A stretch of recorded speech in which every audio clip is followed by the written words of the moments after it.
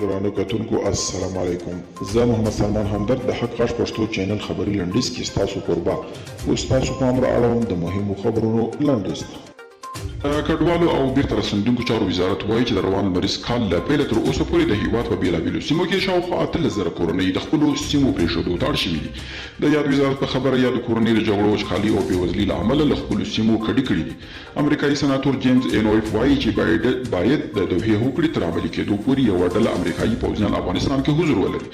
د سناتور دغه راز افغانستان او اوسني وضعیت اندېښمنونکی بللي او ټینګار یې کړی دی چې بایډن باید پر خپله پرېکړه له سره غور وکړي.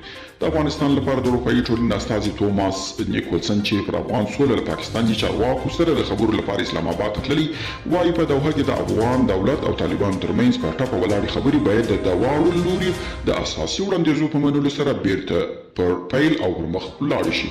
د ملي مصالحې عالي شورا رئیس عبدالله وایي چې پر پرله پسې ډول د طالبانو له لوري د ولسوالیو نیول کېدو خلک اندېښمن کړي دي او په وینا یې دا د یو منظم پلان برخه نه ده او هغه څرګندونې سمې نه دي چې ګویا ځینې سیمې د یو پلان له مخې طالبانو ته پرېښودل کېږي.